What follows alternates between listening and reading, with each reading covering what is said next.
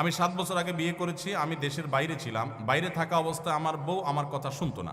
আমাকে না বলে নানার বাড়ি বাপের বাড়ি চলে যেত। দেশে আসার পরও আমার কথা শুনে না।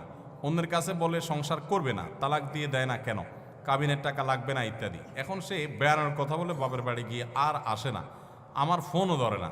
আমার 6 বছরের একটা ছেলে আছে। এমন অবস্থা আমি কি করব? আহারে বেচারা রে। দেখুন, এটা সত্য কথা। অনেক মহিলারা আজকাল তারা স্বামীকে মানুষ মনে করে না। অনেক মহিলা আছে। আপনি যদি মুসলিম নারী হয়ে থাকেন আমার বোন, আপনার জন্য আপনার স্বামীর নির্দেশনা মানাটাকে শরীয়ত ওয়াজিব করেছে। অন্যায় কোনো কথা যদি না বলে তাহলে স্বামীর নির্দেশ মানা। যে মহিলা স্বামীকে অভিভাবক হিসাবে স্বীকার করবে না, শ্রদ্ধা করবে না, সম্মান করবে না, কথা কথায় তর্ক করবে। অনেক মহিলা আছে পর্দা করে, বোরকা পরে, নামাজ পড়ে, কিন্তু সব করতে রাজি আছে, মাগার তর্কাতর্কি, বেয়াদবি, এগুলো এখন কমন একটা ব্যাপার হয়ে গেছে, কিয়ামতের আলামত। অনেক দিনদার, অনেক তাহাজ্জুদ গুজার মহিলা আছে, ভালো করে পর্দা করে মহিলা আছে, কিন্তু স্বামীর সাথে কথা কথা তর্ক, ঝগড়া, পাত্তা না দেওয়া, বেয়াদবি করা। দেখুন, কোন একজন আমাদের পূর্বসূরি, কোন একজন সালাফের স্ত্রী, তিনি বলেছিলেন যে আমরা আমাদের স্বামীদেরকে, রাজা বাদশাদেরকে প্রজারা যেরকম ইজ্জত করে এরকম ইজ্জত করতাম, কিন্তু আজকাল তোমাদের অবস্থা ভয়াবহ। আল্লাহ আমাদের বোনদেরকে হেদায়েত পাওয়ার তৌফিক নসিব করুন। যে ভাই এরকম সমস্যা আছেন, আমি তাকে বলবো এই বিষয়গুলোতে কোরআন যেভাবে নির্দেশ দিয়েছে সেই আলোকে দুই পরিবারের মুরব্বীদেরকে জানায়া তাদেরকে নিয়ে বসার চেষ্টা করেন, মিটমাট করার চেষ্টা করেন, কোনো আলেমের কাছে যান। আমাদের আসুন্নাহ ফাউন্ডেশনে প্রতিদিন অফিস টাইমে, শুক্রবার ছাড়া অফিস টাইমে আলেমরা বসে থাকেন ডেস্ক নিয়ে ফ্যামিলি কাউন্সেলিংয়ের জন্য। স্বামী স্ত্রীর মধ্যে বোঝাপড়ার গরমিল হলে সেখানে যাবেন, আলেমরা বসে উভয়কে মিটমাট করে দেওয়ার চেষ্টা করবেন, মীমাংসা করে দেওয়ার চেষ্টা করবেন। কার ভুল আছে তাকে নসিহত, আদর, স্নেহ দিয়ে কাউন্সেলিং করার চেষ্টা করবেন। এবং এভাবে আপনি এই সার্ভিসটা অন্য কোনো জায়গা থেকেও চাইলে নিতে পারেন, আপনি সেই সার্ভিসটা নেন। তারপরেও হুটহাট বিচ্ছেদে যাবেন না। এরপরে কোনো পথ না থাকলে একাধিক আলেমের সাথে পরামর্শ করে ঠান্ডা মাথায় ভেবে চিনতে তারপরে প্রয়োজন হলে তখন বিচ্ছেদের চিন্তা করবেন। তার আগ পর্যন্ত থাকার চিন্তা করেন। আল্লাহ তাআলা এই ভাইয়ের সমস্যা দূর করে দেন, আমরা দোয়া করি।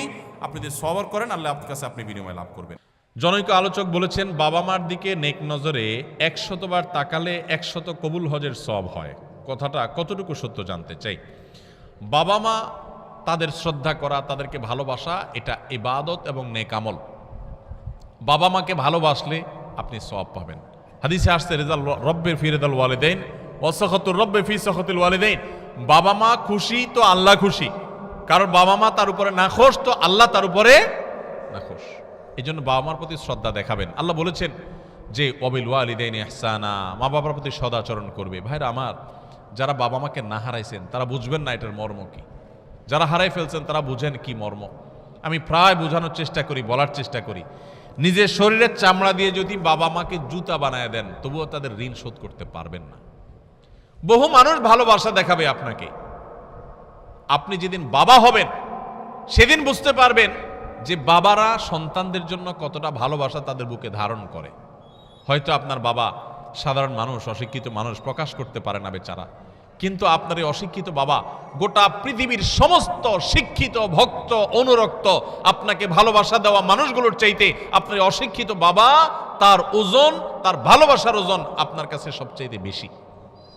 ভাইরা আমার, বাবা মায়ের ফজিলত নিয়ে বহু হাদিস আয়াত আছে, সেগুলো ঠিক আছে, কিন্তু তাই বলে প্রত্যেকবার তাকালে একটা করে হজের সওয়াব হবে এই কথা কোনো বিশুদ্ধ হাদিস দ্বারা প্রমাণিত নয়।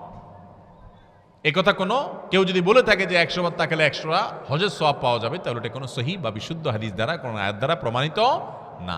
বাবা মার মর্যাদা বোঝানোর জন্য বহু আয়াত আছে, বহু হাদিস আছে, কিন্তু হাদিস এবং কোরআনের নামে, আল্লাহ রসুলের নামে আমরা এমন কোনো কথা বলবো না যেটা আসলে সেটা সেভাবে প্রমাণিত হয় নাই। বিধায় আমরা সহিহ এবং শুদ্ধটা বলবো, ভুলভাল কথা বলবো না। আপনার লেখা নতুন বই তারাবির সালাতে কোরআনের বার্তা, এটা ওযু ছাড়া পড়া যাবে কিনা এবং মহিলারা মাসিক অবস্থায় পড়তে পারবে কিনা? মাশাআল্লাহ, এই বইটার কথাই প্রশ্ন আসছে। আমাদের একটা নতুন বই বেরিয়েছে। এই যে রমাদান আসছে, আপনারা জানেন রমজান মাসে আমরা যে তারাবি পড়ি, তারাবিতে আমরা এত সুন্দর তেলাওয়াত শুনি, কিন্তু আল্লাহ তেলাওয়াতে কি বলেন, কি বার্তা দেন প্রতিদিনের তারাবিতে আমরা যাই না। যদি তেলাওয়াত শোনার পাশাপাশি তেলাওয়াত শুনলেই আমরা সওয়াব পেয়ে যাব, তারপর যদি অর্থটা, আল্লাহ মর্মগুলো যদি আমরা বুঝতাম, বার্তাগুলো বুঝতাম, তাহলে আরো ভালো হতো। তো আমরা এই বইতে চেষ্টা করেছি প্রতিদিন যে পরিমাণ তেলাওয়াত হবে তারাবিতে, সারা দেশে প্রায় সব মসজিদে তারাবি একই নিয়মে হয় আমাদের দেশে, তো যে অংশ তেলাওয়াত হবে ওই অংশে আল্লাহ তাআলা কি কি আদেশ দিয়েছেন, কি কি নিষেধ আছে, কি কি দৃষ্টান্ত আছে, কি কি ইতিহাস আল্লাহ আলোচনা করেছেন, কি কি দোয়া আছে, কি কি শিক্ষা আছে, সেগুলোকে আমরা 4-5 পৃষ্ঠার মধ্যে সামারি করে দিয়েছি। আপনি প্রতিদিন তারাবিতে যাওয়ার আগে এটা একটু পড়ে নিতে পারেন, আবার তারাবিতে আইসা যদি পারেন একটু পড়ে নিতে পারেন। ইনশাআল্লাহ মাস শেষে পুরো কোরআন সম্পর্কে একটা সাধারণ ধারণা, কমন একটু ধারণা আপনার হয়ে যাবে ইনশাআল্লাহ তাআলা। এই বইটা সেজন্য আমরা তৈরি করেছি, অনেক মেহনত করা হয়েছে এটার পিছনে আলহামদুলিল্লাহ, প্রতিটা পৃষ্ঠা মেহনত করেছি আলহামদুলিল্লাহ, যাতে বইটা উপকারে আসে। আল্লাহ এটাকে যেন কবুল করেন, মানুষ যেন উপকারী করেন, বলেন আমিন। এখন প্রশ্ন হলো ওযু ছাড়া এই বই পড়া যাবে কিনা? উত্তর হলো হ্যাঁ, পড়া যাবে। ওযু ছাড়া পড়া যাবে না সরাসরি কোরআন বা পুরো কোরআন অনুবাদ, কিন্তু বড় কোনো বই, এমনকি বড় কোনো তাফসীর গ্রন্থ, সেখানে কোরআনের কথা আছে, ব্যাখ্যা আছে, বিশ্লেষণ আছে, এরকম জিনিস ওযু ছাড়া ধরা যায়। এই জন্য এটা ওযু ছাড়া ধরলে কোনো অসুবিধা হবে না। এমনকি মা বোনেরা মাসিক অবস্থায়, যেহেতু এখানে আমরা নির্যাস বলেছি, সার তুলে এনেছি, আয়াত কোট করেছি খুব কম, সেই জন্য এটা মা বোনরা অপবিত্র অবস্থায়ও পড়তে পারেন। অন্যান্য ধর্মীয় বই যেরকম পড়তে পারেন, এটাও পড়তে পারবেন। আর সেই সাথে যারা মহিলারা তারাবি পড়তে যান না, বাসায় নিজেরা তেলাওয়াত করেন, আপনি মহিলা মানুষ এক পারা তেলাওয়াত করবেন। যেদিন এক পারা তেলাওয়াত করবেন, যে পারা শুরু করবেন, শুরু করার আগে ওই পারাতে আল্লাহ কি বলছেন একটু দেখে নেন এখান থেকে, যে 10 নম্বর পারা তেলাওয়াত, 10 নম্বর পারা আল্লাহ কি বলেছেন একটু দেখে নিন, এরপরে তেলাওয়াত করেন। আপনি তেলাওয়াত আলাদা তৃপ্তি পাবেন। অথবা তেলাওয়াত শেষে একটু দেখলেন যে এই পারা যে পড়লাম, আমি এই পারাতে আল্লাহর পক্ষ থেকে কি বার্তা পাইলাম, এটা আপনি একটু দেখে নেন। তাইলে তারাবিতে উপকার আসবে, তারাবির বাইরেও আমরা সারা বছর উপকৃত হতে পারি। আল্লাহ তাআলা আমাদের সবাইকে কোরআনের সাথে সংস্রব আরো বেশি গড়ে তোলার তৌফিক দান করুন। কোরআনের সান্নিধ্যে আমাদের আরো বেশি আসার তৌফিক দান করুন। কোরআন বুঝতে হবে, কোরআন মানতে হবে, কোরআন আমল করতে হবে। তবে কোরআন বোঝার ক্ষেত্রে অবশ্যই আপনার এলাকার ইমাম সাহেব, খতিব সাহেব, কোনো আলেমের তত্ত্বাবধানে থেকে আপনি বোঝার চেষ্টা করবেন। আল্লাহ আমাদেরকে তৌফিক দান করুন। আস-সুন্নাহ ফাউন্ডেশন, উম্মার স্বার্থে সুন্নাহর সাথে।